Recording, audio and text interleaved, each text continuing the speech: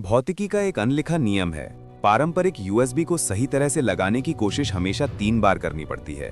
पहली बार आप उसे गलत लगाते हैं, फिर पलटते हैं, तब भी नहीं लगता। तीसरी बार वापस उसी पहली पोजीशन में रखते हैं और किसी चमत्कार की तरह वो लग जाता है। इसे मजाक में श्रोडिंगर का यूएसबी कहा जा सकता है और ये आधुनिक डिजाइन की सबसे चिढ़ाने वाली गलतियों में से एक था। लेकिन 2014 में कुछ इंजीनियरों ने कहा, बस अब बहुत हुआ, और वहीं से पैदा हुआ USB-C। आज ये आपके फोन में है, आपके लैपटॉप में है और कई बार आपकी इलेक्ट्रिक शेवर तक में है।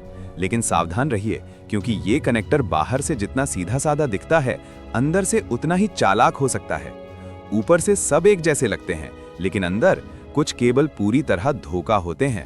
अगले 5 मिनट रुकिए, मैं बताता हूं कि ये छोटा सा ओवल दुनिया कैसे बदल गया और आप इससे ठगे जाने से कैसे बच सकते हैं। सबसे पहले एक बात साफ कर लें, USB-C कोई इंटरनेट स्पीड नहीं है और ना ही ये अपने आप में कोई चार्जिंग तकनीक है। ये सिर्फ एक आकार है, यानी पोर्ट का भौतिक डिजाइन। इसकी सबसे बड़ी क्रांति थी इसकी सम्मिति। इसके अंदर 24 पिन ऐसे लगाए गए हैं कि आप इसे किसी भी दिशा में लगाइए, संपर्क सही जगह पर ही बैठेंगे। लेकिन जो बात कम लोग जानते हैं वो ये है कि ये सिर्फ सुविधाजनक नहीं बल्कि मजबूत भी है। एक USB-C पोर्ट 10,000 से ज्यादा बार कनेक्ट होने के लिए बनाया जाता है। अगर आप दिन में 3 बार इसे लगाएं तो ये लगभग 10 साल चल सकता है। तो फिर पहले इतने सारे केबल क्यों थे? पहले तकनीक किसी चिड़ियाघर जैसी थी। कंप्यूटर के लिए USB-A, एंड्रॉयड फोन के लिए माइक्रो USB, प्रिंटर के लिए USB-B, हर डिवाइस के लिए अलग सिरदर्द, निर्माण के स्तर पर भी और उपयोगकर्ता के स्तर पर भी। USB-C आया इस पूरे अव्यवस्थित सिस्टम का साझा अनुवादक बनकर, जैसे तारों की दुनिया का एक सार्वभौमिक भाषा मॉडल। यहीं पर ज्यादातर लोग भ्रमित होते हैं और यहीं आज की ये पौजा उतिल आपकी जेब बचा सकती है। मान लीजिए आप किसी पेट्रोल पंप से सस्ता USB-C केबल खरीदते हैं ताकि लैपटॉप चार्ज कर सकें। आप उसे लगाते हैं और कुछ नहीं होता। क्यों? क्योंकि USB-C सिर्फ बाहरी खोल है।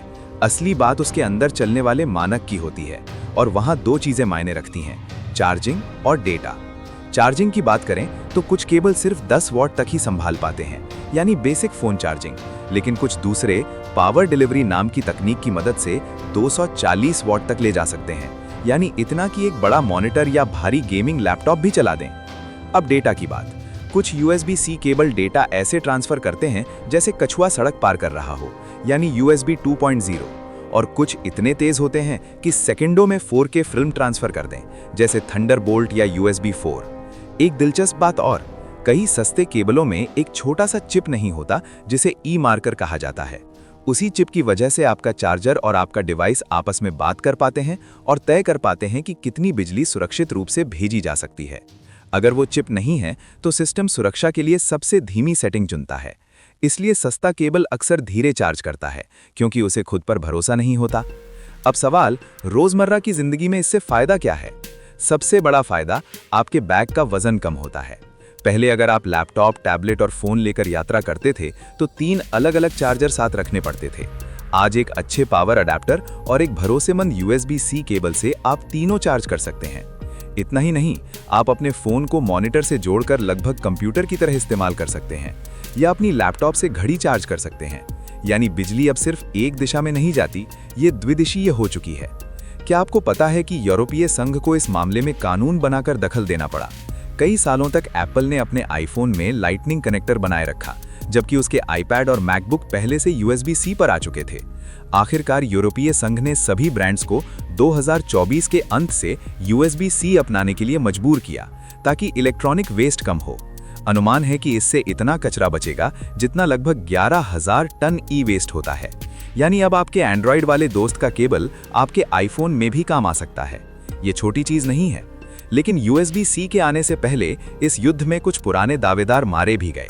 माइक्रो USB कभी बादशाह था, लेकिन वो नाजुक था और सिर्फ एक ही दिशा में लगता था। मिनी USB वो मोटा सा कनेक्टर था जो पुरानी डिजिटल कैमरों में दिखता था। और फायरवायर तेज तो बहुत था, लेकिन इतना महंगा कि ज्यादातर पेशेवरों तक ही सीमित रह गया। USB-C में इन सब को इसलिए पीछे छोड़ दिया क्योंकि ये एक साथ वीडियो भी ले जा सकता है, डेटा भी और बिजली भी। डिस्प्ले पोर्ट, USB 4 और पावर डिलीवरी सब एक ही केबल में। सरल शब्दों में ये लगभग अंतिम केबल है। तो निष्कर्ष क्या है?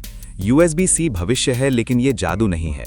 अगर आप नया केबल खरीदने जा रहे हैं तो सिर्फ ये मत देखिए कि उसका सिरा ओवल है, ये देखिए कि उस पर PD यानी पावर डिलीवरी लिखा है या नहीं, और अगर आप उसे हार्ड डिस्क, मॉनिटर या हाई स्पीड डेटा ट्रांसफर के लिए इस्तेमाल कर रहे हैं तो उसकी डेटा स्पीड भी जरूर जांचिए। अगली बार जब आप बिना देखे केबल पहली बार में सही लगा दें तो याद रखिए उस 2 सेकंड की सुविधा के पीछे दशकों की झुंझुगाहट, खराब डिजाइन और बेकार पड़े तारों के पहाड़ छिपे हैं। ये थी एक पौजा उतिल। अब वापस अपने काम पर जाइए, लेकिन सिर में एक नए तथ्य को लेकर। अगले ब्रेक में फिर मिलते हैं।